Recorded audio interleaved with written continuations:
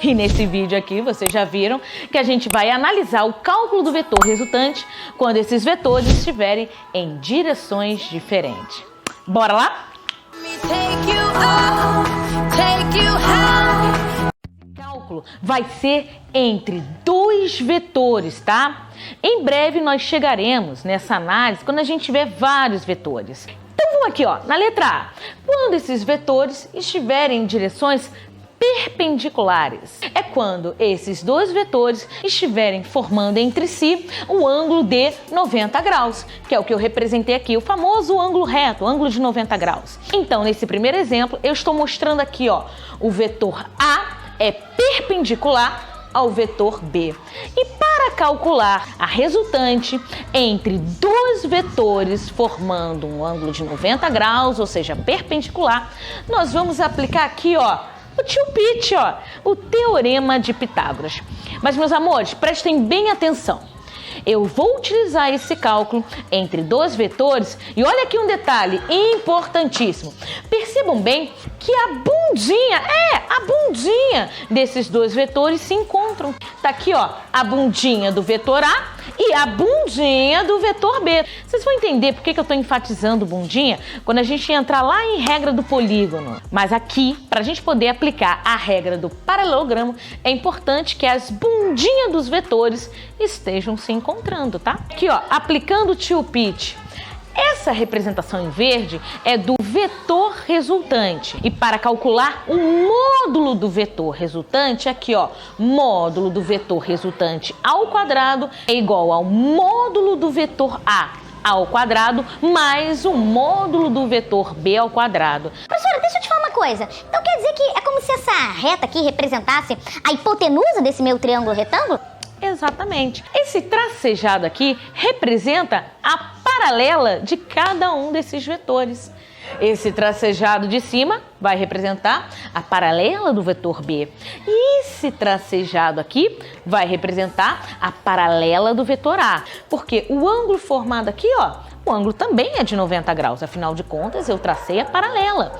Então se aqui é 90 graus, aqui também é 90 graus. É dessa maneira que a gente vai comandar a regra do paralelogramo, traçando a paralela de cada um dos vetores. Porém, quando esses vetores forem perpendiculares, a conta fica muito mais simples, a gente não precisa mirabolar mais nada.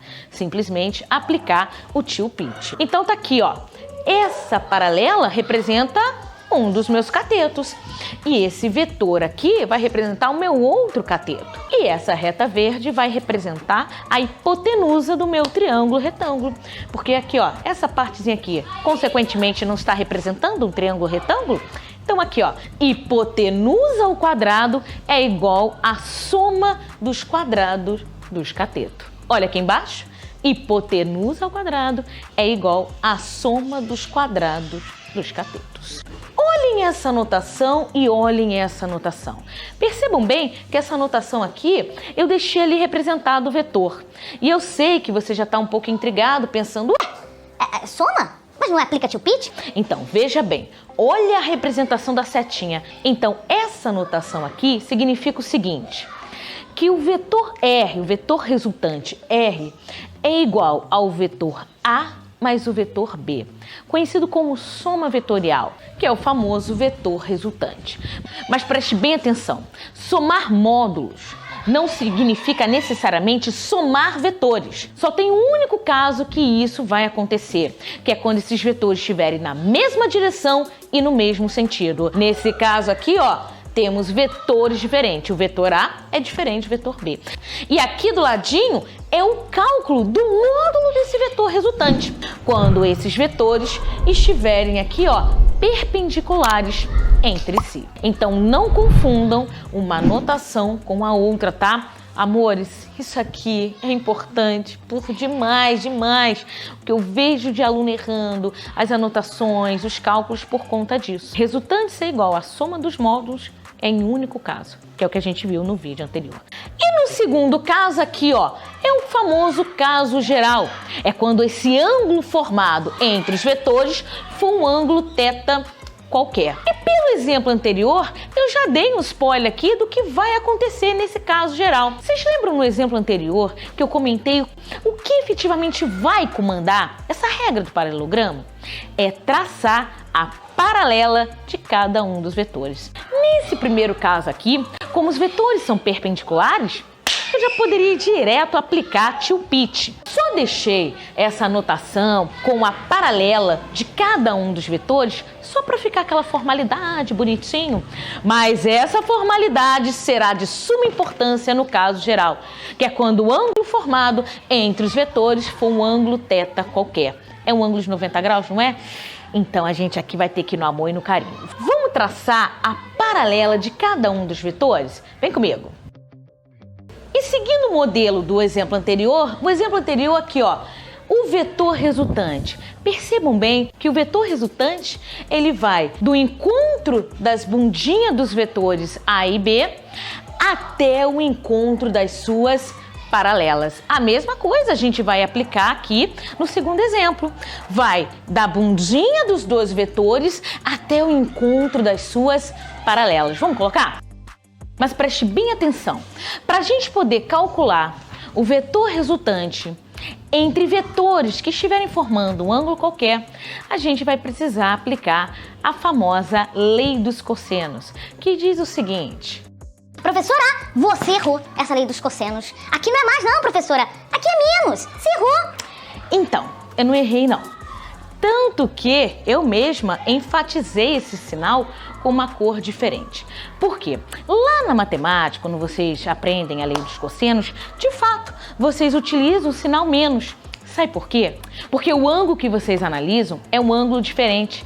É o ângulo que aqui é formado entre um vetor e a paralela do outro vetor. É esse ângulo aqui, ó. Vamos pegar uma corzinha bonitinha. Ai, uma corzinha bonitinha. É esse ângulo aqui, que eu vou chamar de ângulo alfa. Lá na matemática, vocês analisam a lei dos cossenos através desse ângulo. É o ângulo formado entre um vetor e a paralela do outro vetor.